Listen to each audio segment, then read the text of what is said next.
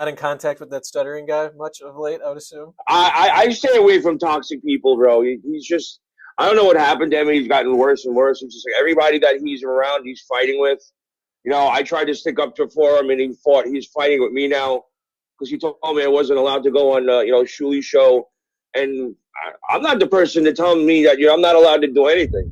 What about our guy Artie Lange? Now you talk to all these guys. What's going on with Artie? Everybody wants to know. Artie, yeah, well, uh, been running around crazy writing a book. You're right. What? You're writing a book? Yeah. No, I wrote a book. Let's start right there. Yeah. What? Tell me about why you wrote a book and what did you write about? And did Howard? Did Howard do the forward like you did? It is going to be available for pre-sale, possibly by the end of tomorrow. I have one more final meeting with my accountant just to set shit up with Amazon. You'll be able to pre-order it. You're going to be able to get a digital Audible and a physical paperback copy. We just had a meeting with the publicist this morning. It looks like we're going to go with her. She has a lot of big connections, and I just have so many great stories that I tell to all my friends and family, and everybody always has the same reaction. Why don't you write a book? But I have one specific friend that he actually dedicated the book to. It's man, Russ Brunelli. I used to work at his restaurant, and I've known him since 1998, actually since I left the Stern show. And he was the main driving factor. Is I just got really annoyed of him telling me over the past 25, 30 years that, why don't you write a book? Why don't you write a book? Why don't you write a book? Why don't you write a book? So I fucking, to shut him the fuck up, I did. How many chapters? How many pages? 18 chapters, over 200 pages. What are we talking about in the book? Well, the front cover of the book is sort of kind of like, it's a picture of me when I was like around 11, 12 years old, which kind of starts the book. The funny thing is that my friend's physical therapist, apparently, I took that picture at the campground when I was 12 years old. And then, fucking 40 years later, my buddy goes to the physical therapist, and she's like, oh, I used to go to this campground. He goes, I was just at this campground. And it turns out, we figured out that we knew each other. She goes, I have a picture of you when you were 12 years old. And that's the front cover of the book. So it kind of starts off with me growing up in Brooklyn, and that was sort of, the way I look. That's the way I was. I was a little wise ass.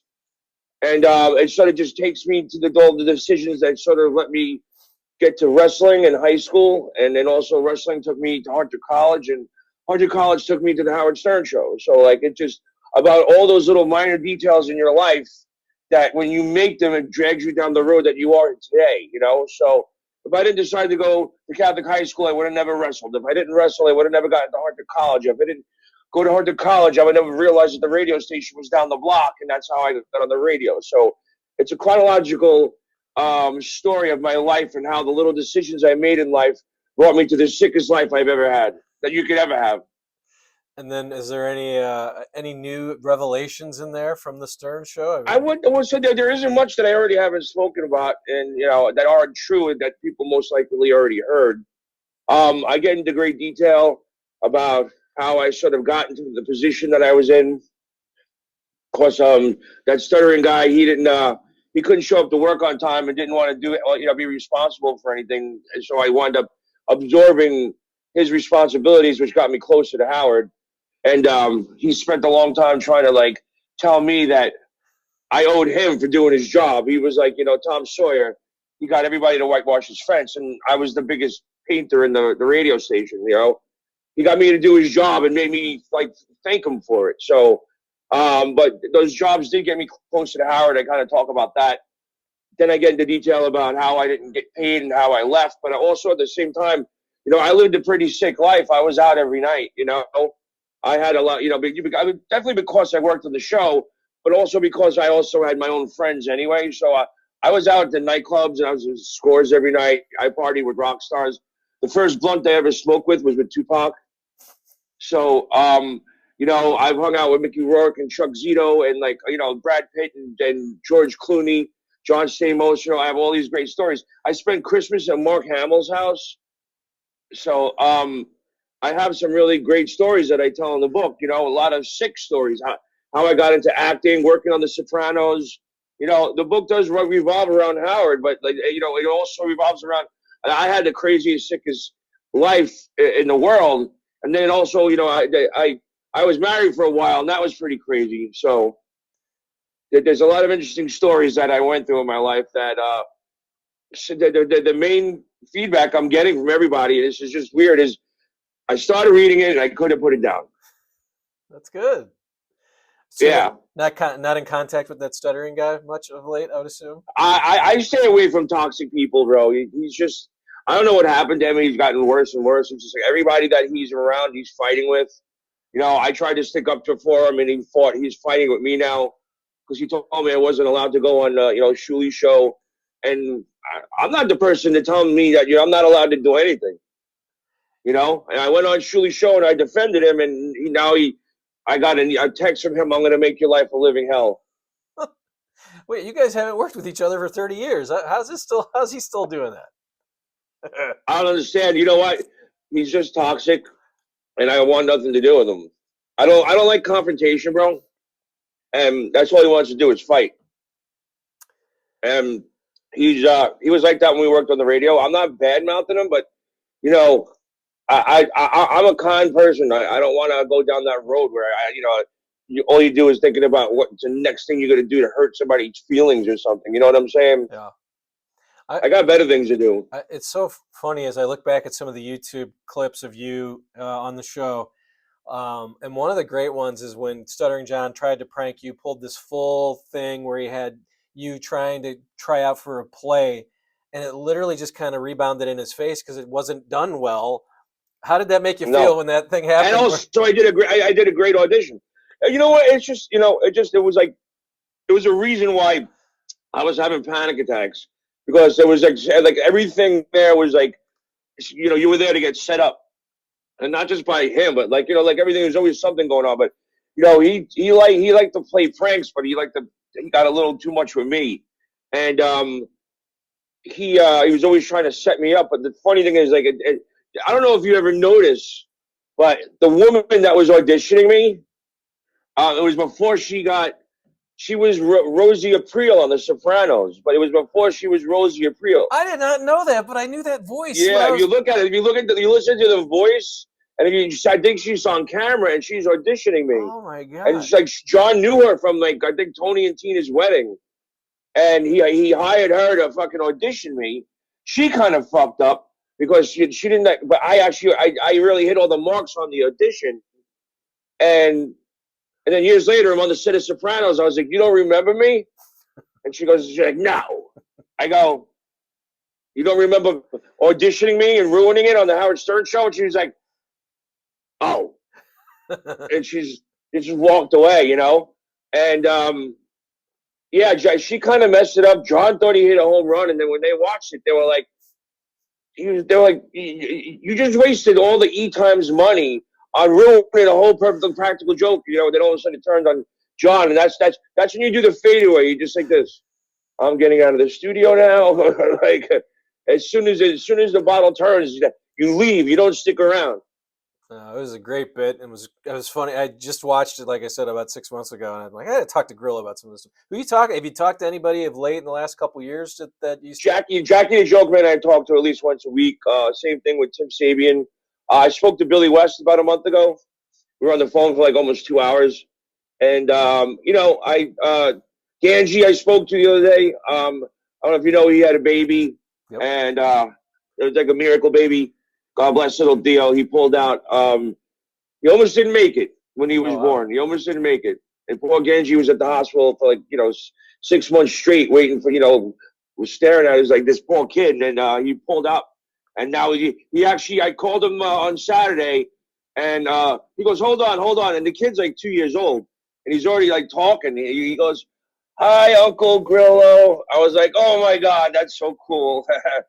So Ganji, Doug Goodstein, if I ever reach out to Sal and Richard, they always get back to me. But from what I understand, they're not allowed to hang out with ex-staffers. And but I speak to I don't speak to Robin. I do speak to Fred Norris's. I don't speak to her, but we send messages back and forth on Instagram. And then yeah, there's a lot of people I still talk to. Kathy Tobin. And Yeah, I just we're all still like a little family. Scott, the engineer, I spoke to for a while, and yeah, it's just him. I know Fred would talk to me, but Fred, I'm sure, doesn't talk to anybody.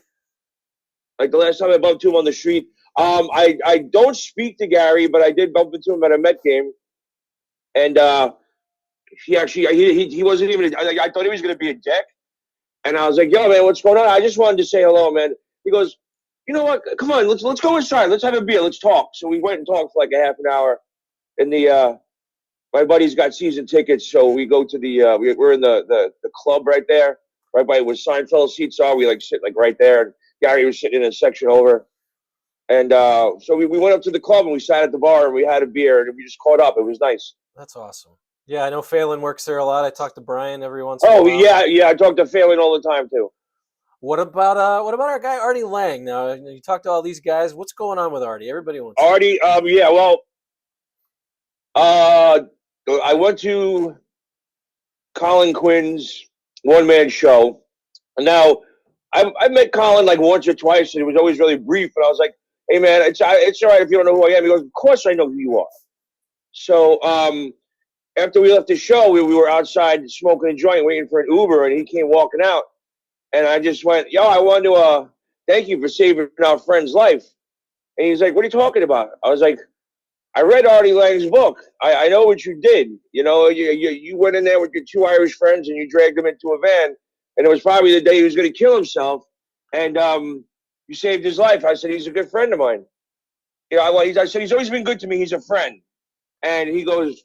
He looked at me. I go, Steve Grillo. He goes, oh, Grillo, hey man, how are you? And he like gave me a big hug, and we were talking. I said, you were closer to him than anybody. I was like, what's the word? He goes, there is no word. He doesn't return anybody's phone calls. You know, he briefly came back because he was actually recording in the same. I got him in the studio that I used to record my podcast, and he started doing that. But I think he just started. I think he just realized he can't be around fame at all because that's a drug right there. So I guess he just completely withdrew from everybody. So Colin and I both kind of had the same thing. I think if you're not hearing from him, then he's doing good. Yeah, that's what Jackie. And Jackie says that a lot too when he comes up. Jackie's been on here a bunch and says the same thing. He's like, yeah, yeah, if you don't hear from him, that's probably a good thing. and then I was at the Met game and I bumped into Judd Apatow. Like I was trying to get back into. I realized how long the line was, and I had to take a crap, so I tried to get back in the studio because the only thing out there is porta potties with no lights in them. And I was like, "Oh, I'm not going to make it on the train." And so I was arguing with the security guard, and then Judd Apatow came back out. He was walking out, and I said, "Oh, you used to direct my friend," and he was like, "I was like Artie Lange," and he goes, "Oh shit, you're Steve Grillo. Can I take a picture with you?" I was like, fuck yeah, you're Judd Apatow, you crazy? So we both, again, he said the same thing. I was like, any word? He goes, I think the less we hear from him, the better he is. And I was like, Colin Quinn said the same thing. Yeah. So I don't know. I'm not happy that I can't see him because I know he'd be like so happy that I wrote this book.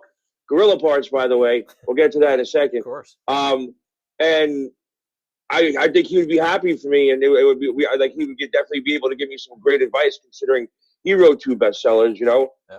So, but you know, if he's doing better and he's better off without everybody, then so be it, because he's such a great guy. Yeah. So what are your conversations with the other guys, like Tim, and just kind of bullshit about the old days, or? Yeah, no. Well, Tim was just funny. Like, you know, I'm always trying to get something with Tim. I just like I like listening to Tim, and he tells stories. No, Jackie, you know, there's always something going on with Jackie. We're going here, going there, meeting. There's a bunch of us. Sometimes we get together for lunch. We're just friends outside of like the show. You know what I'm saying? Like, and yeah, like I've heard like he's friends with my friend Jonathan, my friend Roy. You know, so like sometimes we all just get together. You know, it has nothing to do with the show. And yeah, no, there's no other conversations about it. Artie, everybody knows what the story is, you know. Yeah. So what are you working on? What are you doing outside of the book? What do you do? What are you doing to make money? You got anything going on? Or are you just hanging out? I know you Yeah, got the well, everything is really slow right now, which sucks because I've been doing local 52 grip work and local one stagehand work, and I love both of them, and they both pay really well. They both pay really well. I wish would have known about them when I was younger, but I was just too involved in other things because now I had a really good friend, Charlie Sharon, who I worked with on Sopranos and Boardwalk Empire and everything. He's like one of the top key grips in the movie industry right now. He just got done doing Miss Maisel, and he just got done finished. He just wrapped on the same people that did Miss Maisel. He just wrapped on their new show, and he's sort of been a mentor and brought me into Local 52. And it's like, okay, now I feel like I'm home. I'm back on a movie set, you know. I've been on so many movie sets, and just like it's just like home to me. So now I'm on a movie set and I'm making real money, and I was just so happy until that goddamn strike happened, and it really the industry hasn't recovered since then. And then I had another friend, basically Local One stagehand work is extremely similar to Local 52 grip work. So I started working for working for Local One doing stagehand work. That's awesome. And we saw you in the Vice special, Dark Side of the 2000s. How'd that come about? And what did you hear feedback when you heard You when you saw know, that? I got a lot of great feedback. But what kind of bothered me was the fact that these guys, I hooked them up with Jackie, I hooked them up with John, I hooked them up with Mancow, and they said there's no money involved. There's no money involved. Then I find out Jackie goes, "Oh, they only paid me $2,000." I was doing the work of the producer, and I was like, "They paid you?" He goes, "They didn't pay you." I went, "No." Like, I shot like 2 days. It's the story of your life, Grillo. This is bullshit. Yeah, I know. They told me they didn't have any money for me, but they paid everybody else that I hooked them up with. It's just bad business. I was in a documentary interviewing Johnny Bench from a long time ago in this Pete Rose documentary. They showed my clip. Yeah. They didn't even contact me. It's assholes. Anyway. And Tracy, do you talk to Tracy? No, I don't. Cause she was on Facebook for a while. She dropped out of social media. There is a picture in the book. So I was only allowed like 10 or 11 pictures. After that, it costs like a lot more money. And there's a picture. I used one of the pictures of Tracy kissing me. After we realized, well, this is stupid. And then she goes, I heard you're a good person. I was like, I heard the same thing about you. And she was like, well, I was like, look, I'm willing. I was like, look, well, what's the point of being angry at each other? Someone got a picture of her giving me a big kiss. That was classic, though. I mean, people still they still recite that from even just 10, 15 years ago. Yeah, I know. I kind of tell the real side of my side of the story of that, and I hope because I never really got a chance to tell my side. I didn't realize too during that whole entire thing when Tracy was saying all that shit that Howard had my microphone off. So I had no say in what was going on. He just let Tracy fucking rip and turn my microphone off. So for the for the Stern, the Stern fans, what's all in the book there? You tell stories like that and just moments, or how much of it do you get into from those days, and just kind of give us a little bit of backstory on that? Well, I used a picture on the front because it pretty much starts off the book. We had long debates about what we were going to call the book. I have friends giving me suggestions, and then someone first it was going to be called Public Parts. So just to not enough that I worked on that movie and that book, so that is I'm part of the parts, and then someone said Gorilla Parts, and I was like, no. But then I came to the conclusion that everything that I was going to say should, especially in the cover of the book, have a reference to those keywords that you need now for searches and shit like that. You know what I'm saying? Yeah. So I realized I got to have something related to Stern on the cover, and what a better thing than Gorilla Parts? That was my name. I explained why I hated that name because it was as a kid. We were all vicious little bastards in Brooklyn. It was like, every once in a while you threw down with a nasty rank out fight, and somebody abused my last name. Like I had a fat Chinese kid. These are kids that I played with every day since I was 5 years old. But we were vicious and mean, and if someone got on somebody's nerves, so I had a fat Chinese kid that was easy to make fun of. One of my friends stuttered. My other friend was Puerto Rican, and my other friend was a Jew. So it was really easy to get on each other's side about the Jew thing, the Puerto Rican thing, the fat Chinese thing. But all of a sudden one day somebody fucked up my last name and called me. They thought they said gorilla. So now Now, the thing that got me was like, if you called me Gorilla, that was like a fight. So my first time on the air, Gary fucked up my last name, and Howard said, "Is your last name Gorilla?" So like in my head, I wasn't on the radio with Howard for that minute. I was on the streets of Brooklyn, and I wanted to punch him in his fucking face. So it was just odd that he called me Gorilla, and then I went home that day, and I went to one of my friends, the Puerto Rican kid that I grew up with. And we all lived like 3 doors down from each other. We like literally we played every day, 7 days a week. And I went back. I remember getting off the bus, and my friend worked at the sneaker store right there when you get off the bus. I walked in, and this is what also I loved about my friends. They didn't give two shits that I was working for Howard Stern. They were like, "Yeah, so big deal. What are you, a tough guy now? You work for Howard Stern? Shut the fuck up." So this is how I grew up. So I get off the bus, and I remember I go to Mike. I go, "Yo, what's up?" He said, "What's up?" I said, "Yo, Howard got me on the air today." He goes, "What do you mean?" I go, "I was on the radio this morning, bro. Like in front of like 20 million people." He goes, "Yeah." I go, "Guess what Howard called me?" He goes, "Yeah. What do you fucking call you, Gorilla?" I go, "Yeah, he did." He goes, "No fucking way!" Like he was being like so sarcastic about it. But I was like, "No, he really did call me Gorilla." And he was like, "Holy shit!" So it wasn't until about maybe 4 or 5 months after that where he was calling me Gorilla on a regular basis, and it was just like getting me angry, but I wouldn't show it. And then one day we were in the elevator, and he put his arm around me. He goes, "Man, I love that name of Gorilla, man. That's really great for radio. You know that? I'm so glad I gave you that name." And I went, all of a sudden, just like I said, "You're not in the streets anymore, bro. Let it go." So I just kind of embraced it, Yeah. No, that's funny. Where do we get this, and when does it come out? When's the big? Like I was saying, you can go to gorillapartsthebook.com and get all the updates for what's going on. You're going to be able to order it from there, possibly pre-order by the end of the week. I'll let you know. You can tweet it out. There's going to be an Audible. You can download it, and you can also be able to get a book. And I'm doing the Audible the 24th and 25th.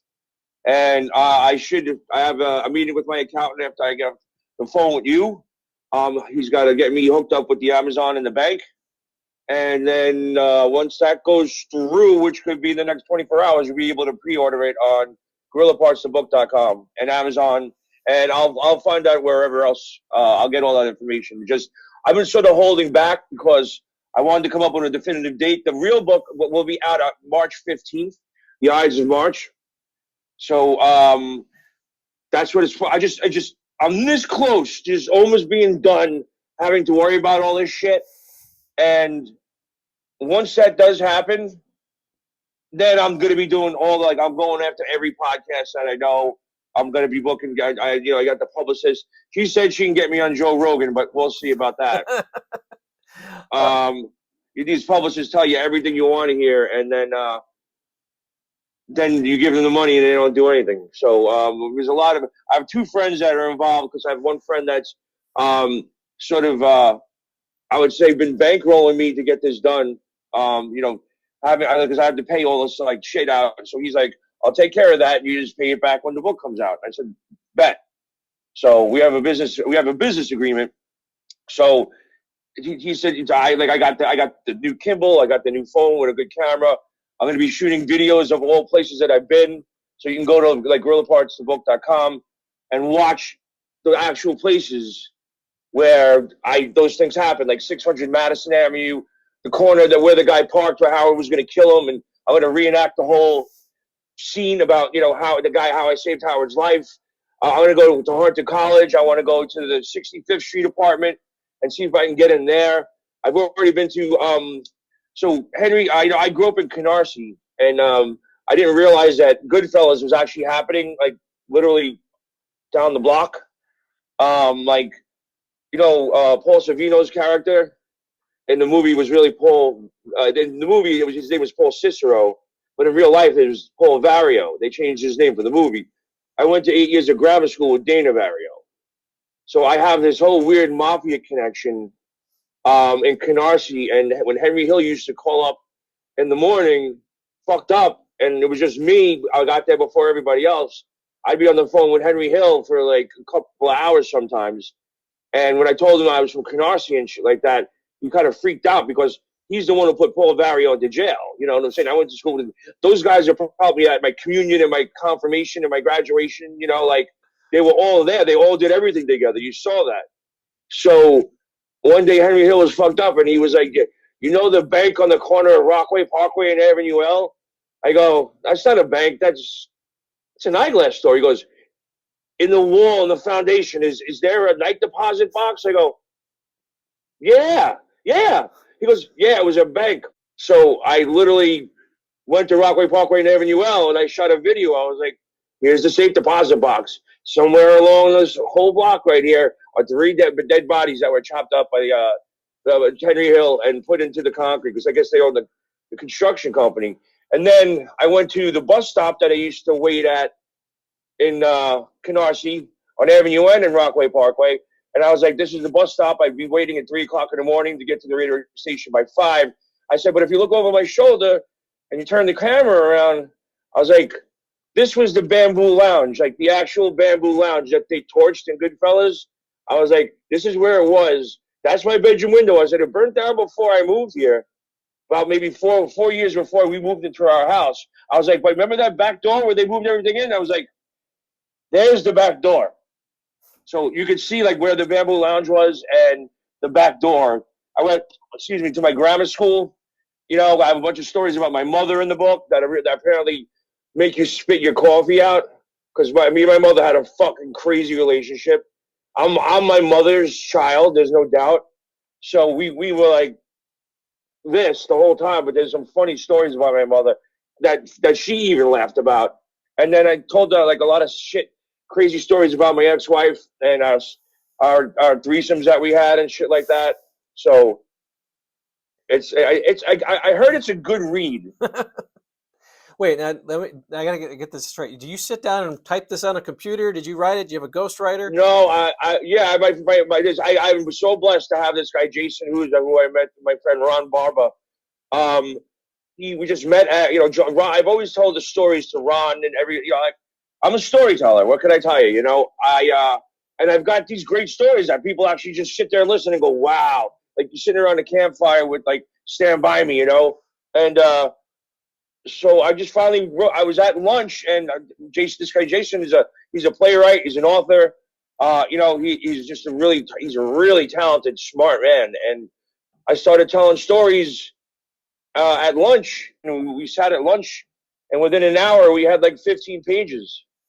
So I would just sit and tell him the story, and he'd read it back, and we'd change it right there, and then he'd go home and type it up, and I'd read it, and I'd say, no, it sounds more like this, it sounds more like that, and he would make the changes, and I would say by chapter 4 and 5, he really got my voice down, where I was like, yeah, you got exactly what I said, and he would always fact check what I said too. He'd be like, he goes, Steve, every time you tell a story and I write it down, he goes, I always look it up just because I'm curious. He goes, every story you tell me is exactly what I found on the internet, or it's exactly like, he goes, it's like to the T. I go, dude, I can't even remember what day it is or what week it is or whatever date it is, but I can tell you what happened, December 21st, 1994. You know what I'm saying? So, and I took all those stories that I have in my head and I put them on paper. Did you dedicate this book to Howard, like Howard dedicated his to you? I'm guessing no. Yeah, no, I know. I didn't even put Howard in the acknowledgments. Because I got, there's other things I could have said, but I didn't. But I wanted to keep the book upbeat and nice. I didn't want to there were times where Jason would take a story and then make it like kind of like mean, and I go, no, I don't want that mean book, man. I was like, that's a little too far. I was like, take it back. We can change that, make it nice, and keep it true. And he was like, you're right. So that's why we work so well together, and that's why people's like, we wrote this book together. We're 50-50 on this. He took my words and he put it on paper and he made it look great. And I'm just like, so I'm just very lucky to have him. And now I'm sort of like part of his family. I go over his house, his kids run over, Uncle Grillo, and it's kind of cool. So sometimes I go over his house and I make them dinner and we sit around and we go into the room and we write a couple of chapters, So like people say, write his book is hard, but The hardest part is after you're done. Like, that was fun sitting there hanging with Jason, telling stories, and then forming it into something that was readable and fun to read. No, this is great. Great. So I dedicated this book. I said, at the beginning of the dedication, I said it was hard to come up with this. I could thank my mother, father, and sister. I could thank not Robin, but Ron for introducing me to Jason, so this book got done. But there was my friend Russ Fernelli, whose restaurant I worked at for 10 years. He's this amazing, incredible human being that I was so lucky. I basically started working for him, bartending for him, right when his restaurant opened, which just happened to coincide with me leaving the show.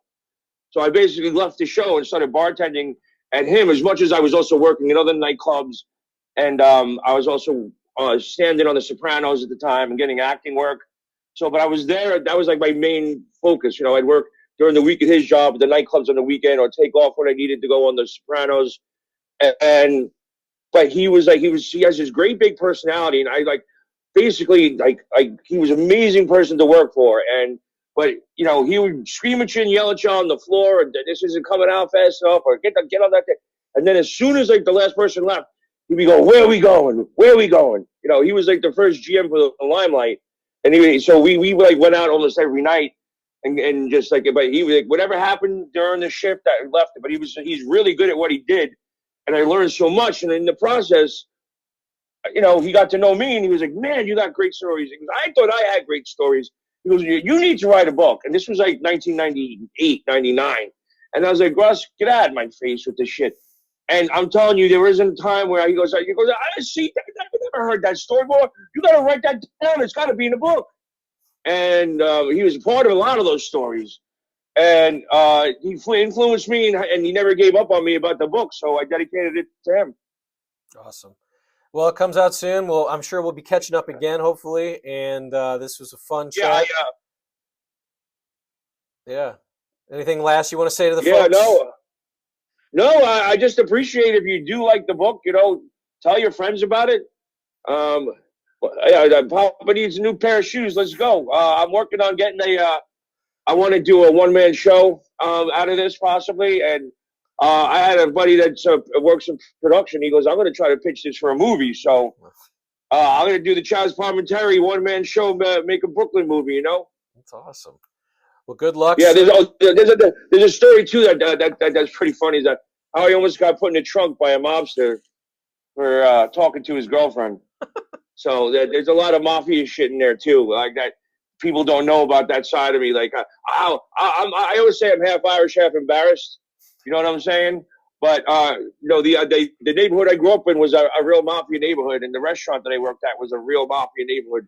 So I talk about all those stories because a lot of those guys are dead. And so the two people, the one person that's alive, downtown Ronnie, I had to call him up and ask his permission to use his name in the book. "You don't talk bad about me, do you?" I go, "No, actually, it's the story about how I met you in the Barrios." He goes, "Okay, that's another story you got to read in the book because it's a little long, but it's really interesting."